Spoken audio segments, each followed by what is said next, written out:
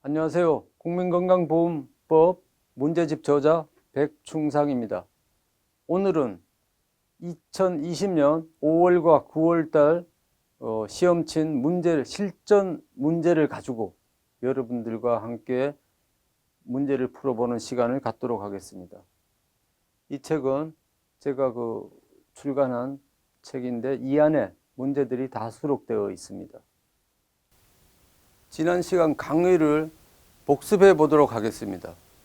이 객관식 문제 출제 유형은 이 세 가지를 벗어나지 않는다고 말씀드렸습니다.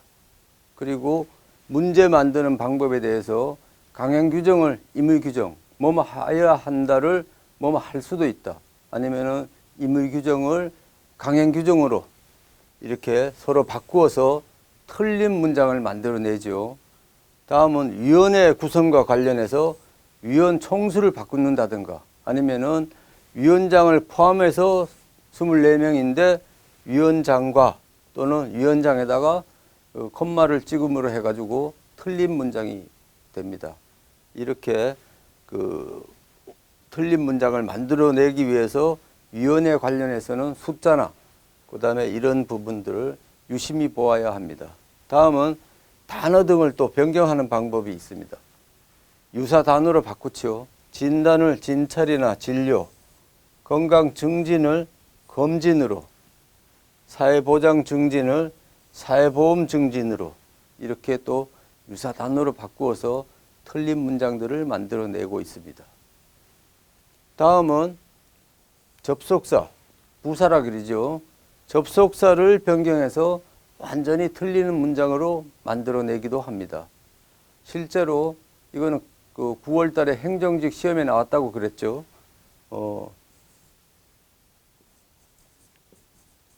공단 및 의료기관. 공단 및 의료기관을 공단 또는이라고 바꾸어서 시험에 나왔습니다.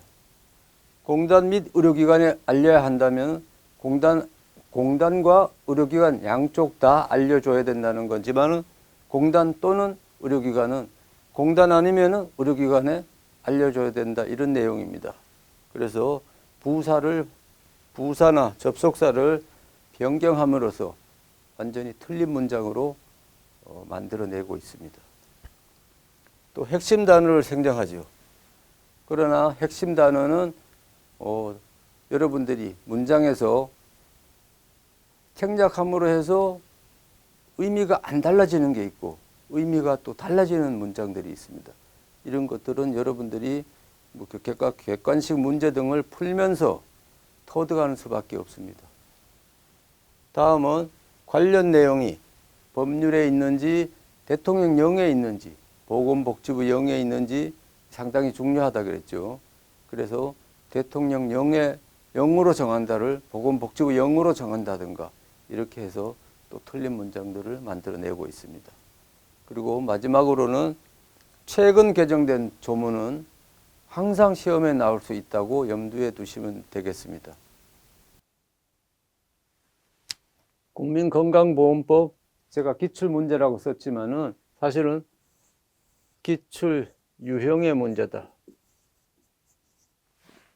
기출 유형. 기출 문제는 실제로 나왔던 문제를 다 어디서 카메라도 찍듯이 가져와야 되지만은 이 기출 유형은 이렇게 나왔을 것이다.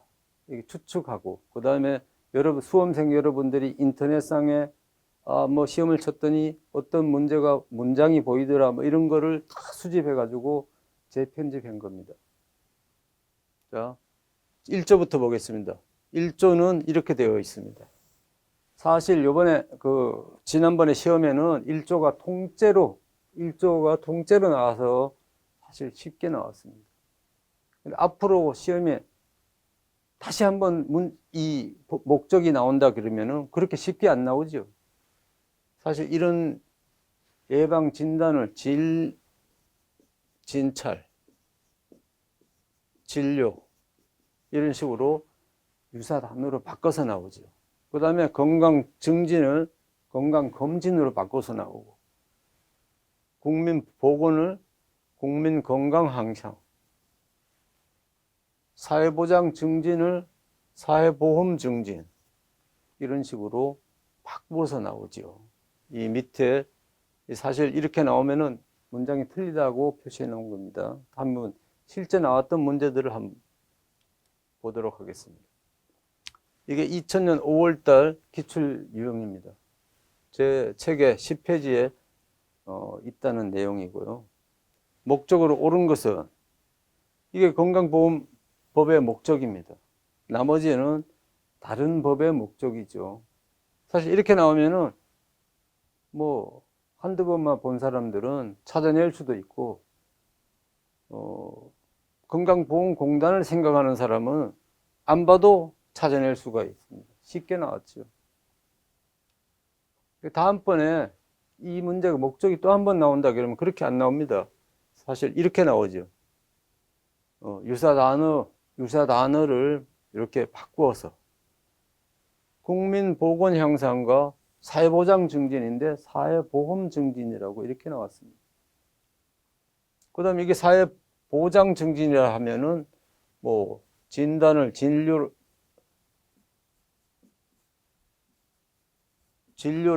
이런 식으로 바꿀 수가 또 있겠죠. 그래서 이런 내용도 좀 알고 계셔야 됩니다. 기출 문제가 다시 한번 나온다 그러면은 틀리면은 여러분들 어떻게 된다 그랬죠? 불합격한다 했습니다. 자, 제3조 정의. 이 3조는 그 시험에 자주 나옵니다. 왜 자주 나오나 하면은 이 3조에 있는 이 단어들은 이 건강보험법에서 사용하는 단어입니다. 이 법을 떠나서는 틀릴 수도 있어요. 건강보험법 안에서는 이 용어들을 이렇게 설명하고 있다. 이 내용이기 때문에 시험에 자주 나옵니다. 한번 보겠습니다. 근로자란 직업의 종류와 관계없이 근로를 대가로 보수를 받아 생활하는 사람으로서 공무원 및 교직원을 제외한 사람을 말한다.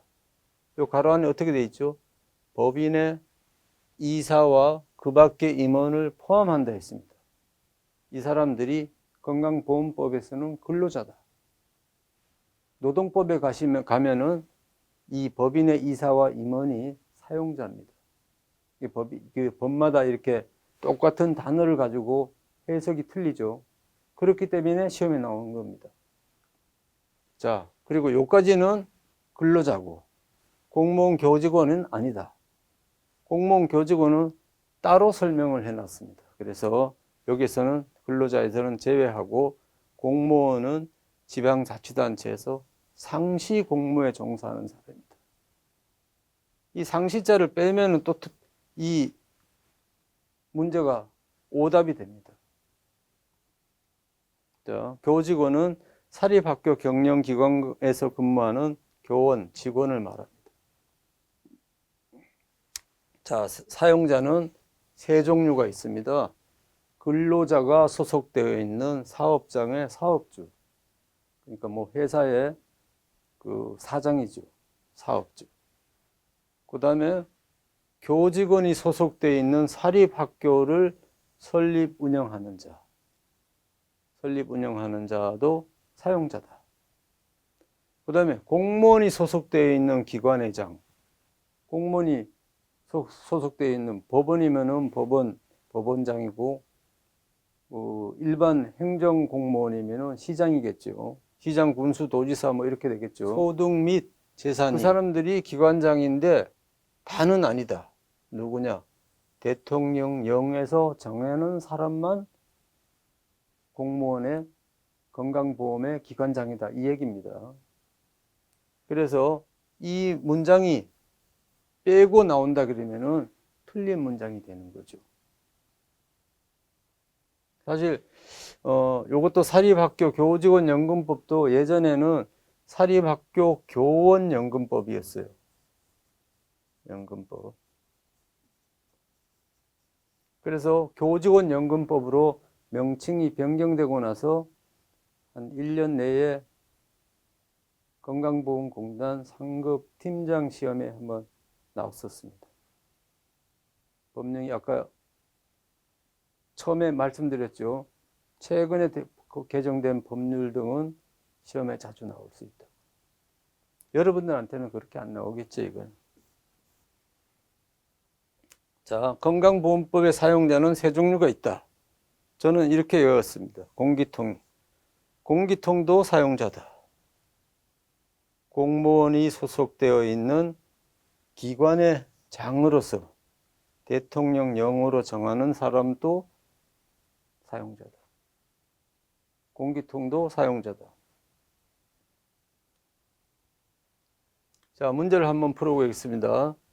2020년 5월 달에 시험에 나왔던 문제입니다. 사용자가 될 수 있는 사람을 모두 고르시오. 법인의 이사와 그 밖의 임원은 누구라고 했습니까? 근로자로 했잖아요. 근로자. 공기통 나왔네. 공무원이 소속되어 있는 기관의 장으로서 대통령령으로 정하는 공기통. 통자가 없죠. 시험에 이렇게 그 단어를 뺀다든가, 그 다음에 그 틀린 문장을 만들기 위해서 여러 방법들을 사용하고 있습니다. 2020년 9월 달에는 같은 이 정의 조항에서 근로자가 포함되는 자를 모두 고르라고 이렇게 시험에 나왔습니다. 자, 사업주는 근로자가 아니죠. 공무원과 교직원은 제외한다 그랬죠. 그 다음에 사립학교에서 근무하는 근로자라고 지칭했지만은 직원을 말하겠죠.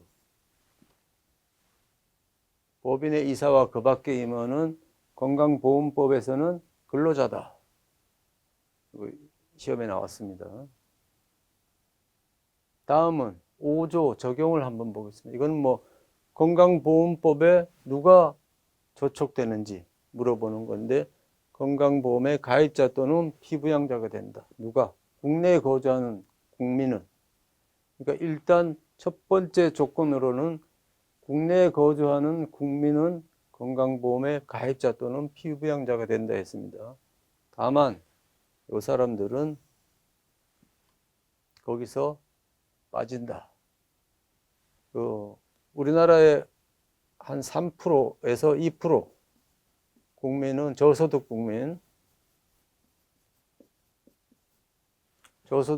국민들은 정부에서 치료를 무료로 해드리고 있습니다. 그래서 의료급여법에 따라 의료급여를 받는 수급권자라고 이렇게 말씀하죠. 이 사람들은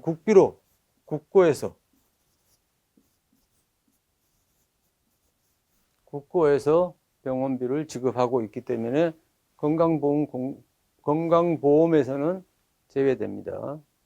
그 다음에 우리가 이제 유공자가 독립유공자가 있고 국가유공자가 있습니다. 독립유공자는 우리나라가 독립할 때, 일제시대부터 독립할 때 공헌을 했는 분이고, 나머지들은 국가의 6.25 참전용사라든가 이런 분들 여기에 다 포함됩니다. 이런 사람들 외에는 다 건강보험 가입자나 피부양자다. 자, 피부양자라는 뭐냐? 피부양자는 직장 가입자에게 주로 생계를 의존하는 사람으로서 보건복지부 영으로 정하는 기준 이하에 해당하는 사람을 말한다. 누구냐? 직장 가입자의 배우자. 배우자가 일반 주부면은, 아니면은 부인이 직장 가입자고 남편이 집에서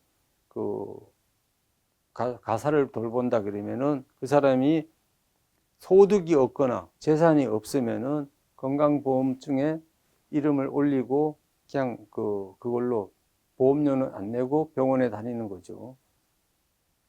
그래서 여기에 보면은 직계존속, 직계비속, 배우자 형제 자매 이렇게 들어갑니다.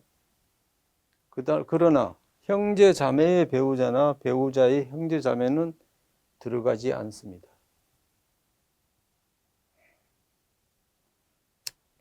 우리가 보시면은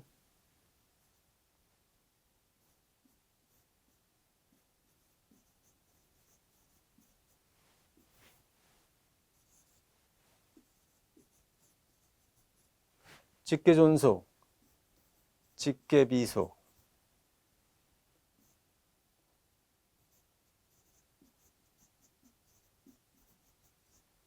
여기 보시다시피 배우자의 직계존속과 배우자의 직계비속도 포함이 된다 했습니다. 근데 배우자의 직계존속은 이해가 가죠. 저로 설명하면은 제 배우자의 부모님, 장인 장모님을 말씀하죠. 만약에 배우자의 직계비속은 누구냐? 요즘 그 재혼이 많다 보니까 그 재혼하면서 데리고 온 자녀를 말합니다. 데리고 온 자녀를 직계비속이라고 합니다. 그래서 직계비속도 피부양자에 포함시켜 준다는 내용이죠.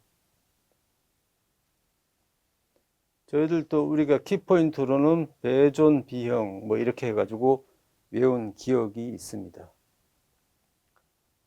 다음 중 피부양자가 될 수 있는 자는 2000년도 5월 달의 기출문제입니다. 이번에는 배존 비형, 배존 비형. 배우자의 직계 비속도 괜찮다 그랬죠. 다음 가입자의 종류입니다. 가입자는 직장 가입자와 지역 가입자로 구분합니다. 직장 가입자는 모든 사업장의 근로자, 사용자, 공무원, 교직원은 직장 가입자가 됩니다. 직장을 가지고 있고 직장에서 월급을 받는 사람은 다 직장 가입자입니다. 그 나머지는 지역 가입자다. 직장 가입자와 피부양자를 제외한 가입자는 지역 가입자다.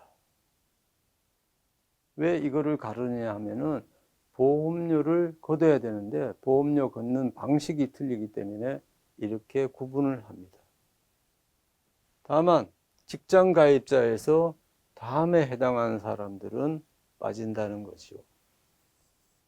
고용기간이 1개월 미만인 일용 근로자, 병력법에 따른 현역병, 그 다음에 전환 복무된 사람, 군 간부 후보생, 선거에 당선돼서 취임하는 공무원으로서 매월 보수 또는 보수에 준하는 급료를 받지 아니하는 사람, 이런 사람들은 빠지고, 또 대통령령으로 정하는 어쩌고저쩌고 하는 사람들도 빠진다. 이렇게 내용이 되어 있습니다.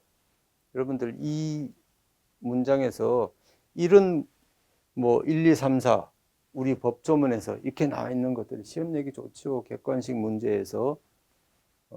그리고 이 문제에서 만약에 문제를 낸다 하면은 이런 미만 이런 것도 이하 이렇게 고쳐가지고 틀린 문장 만들 수 있죠.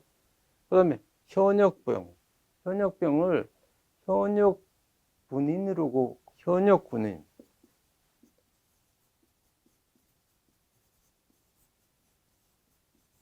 현역군인 하면은 현역병하고 틀리죠. 현역병은 국방의 의무를 위해서 순수하게 병으로서 입대하는 사람을 말합니다. 그러나 현역군인 하면은 현역병이 그 안에 포함된 모든 60만 우리 군인을 얘기하는 거죠. 이 안에는 직업군인들이 대다수 있습니다. 그 사람들은 누구냐? 국가 공무원입니다. 대위, 중위, 사단장 이런 분들 전부 다 국가 공무원입니다. 그래서 이 현역 군인으로 하면은 틀리는 또 답이 됩니다. 또한 지원에 의하지 아니하고 임용된 하사. 그냥 병으로 갔다가 거기서 보직을 바꿔서 하사가 되는 사람들이 꽤 있습니다. 그 사람들을 얘기합니다. 그래서 이런 것도 이 문장에서도 이거를 빼고 그냥 단순하게 하사만 지칭하면은 나중에 이게 틀리는 문제가 돼요. 왜냐? 하사 중에서는 지원에 의한 하사도 있고 지원에 의한 하사는 공무원이죠. 지원에 의하지 않은 하사만 이 제외되는 사람입니다. 그래서 그리고 여기에서도 보시면은 선거에 당선돼서 취임하는 공무원으로서 보수 또는 보수를 받지 않는 사람은 지역가입자예요. 보수를 받고 있는 시장, 군수 뭐 이런 분들은 공무원이나 직장가입자가 되는 거죠. 다음 중 직장가입자가 될 수 있는 사람은 2000년 5월달 기출유형 병력법에 따른 현역병 맞죠? 고용기간이 1개월 미만, 선거에 당선되어 취임하는 공무원은 매월 보수 또는 보수에 준하는 급료를 받지 아니하는 사람. 이 세 개는 정확하게 앞 조문에서 기술되어 있습니다. 그래서 사항 보시면은 처음 보는 문장이에요. 처음 보는 문장. 이거는 이 4번에서 대통령령에 가면은 나와 있습니다. 맞는 얘기죠. 그래서 답은 4번인데 여러분들 여기에서도 시험 치는 스킬로 1, 2, 3번이 확실하게 맞았다 그러면은 처음 보는 문장이라도 이게 틀린 걸로 찍고 넘어가야 됩니다. 이것도 사지선다형의 스킬입니다. 다음은 8조 자격의 취득 시기. 자격은 언제 취득되는가? 다음에 해당하는 사람은 해당되는 날에 자격을 얻는다고 했고요. 나머지 가입자는 국내에 거주하게 된 날에 국내에 일단 거주를 해야 직장가입자나 지역가입자의 자격을 얻을 수 있습니다. 그리고 여기에 해당하는 사람은 이 날에 제외된 날, 이른 날, 제외된 날, 신청한 날에 자격을 얻는다. 한번 보겠습니다. 수급자에 있던 사람, 아까 말씀드렸죠. 국고에서 진료비 등을 이제 지원해주는 이런 사람들은 대상자에서 제외된 날. 원래는 제외된 다음 날부터 제외되는 날까지 국가에서 해줘야 되는데 제외될 때는 이 사람이 국고에서 안 해줘도 될 정도의 생활 수준이 된 겁니다. 그래서 그날부터 제외된 날부터 건강보험 가입자로서 보험료를 받기 시작합니다. 피부양자에 있던 사람이 그 자격을 피부양자는 뭐라 그랬습니까?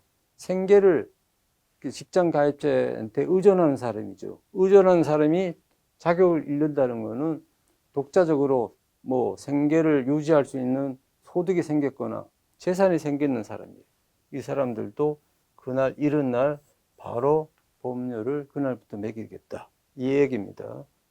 그 다음에 유공자에 있는 사람도 제외된 날에 건강보험을 자격을 얻습니다. 자, 다음은 중요한 거는 이러한 그 신고는 누가 하느냐? 직장가입자의 사용자와 지역가입자에는 세대주라고 하지요. 세대주가 신고를 해야 된다. 보험자에게 언제까지? 14일 이내에 신고하도록 되어 있습니다. 자, 2020년 5월 달에 시험 나왔던 내용입니다. 자격 취득 시기로 옳은 것은. 자, 제가 설명은 요 앞에서 바로 다 드렸습니다. 다 맞는 걸로 제외된 날, 이른 날, 제외된 날, 신청한 날. 이렇게 자격을 얻도록 되어 있습니다. 자격 변동 시기. 아까는 자격 취득 시기였고 이번에는 자격 변동 시기입니다. 변동 시기라는 것도 한번 보도록 하겠습니다. 직장 가입자가, 지역 가입자가 사용자로 되거나 회사를 하나 뭐 설립하거나 아니면 공무원, 교직원 등으로 사용된 날, 이런 날은 변동되었다고 얘기를 합니다. 그 다음에 직장 가입자가 다른 적용 대상 사업장의 사용자로 되거나 근로자 등으로 사용되게 된다. 그 다음에 직장 가입자인 근로자 등이 사용 관계가 끝난 날의 다음 날, 지역 가입자가 다른 세대로 전입한 날, 이런 날들은 다 자격이 변동되었다고 얘기합니다. 이것도 시험에 자주 나왔던 내용인데요.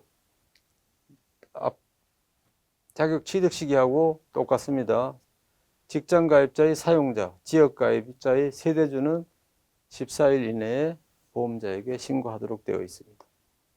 그러나 이게 또 잠깐 틀린 문제가 있죠. 법무부 장관과 국방부 장관은 여기에 해당하는 사람들에 대해서 1개월 이내에 보험자에게 알려야 한다. 법무부 장관은 법무부 장관은 왜서 누구를 얘기하느냐? 교도소 등의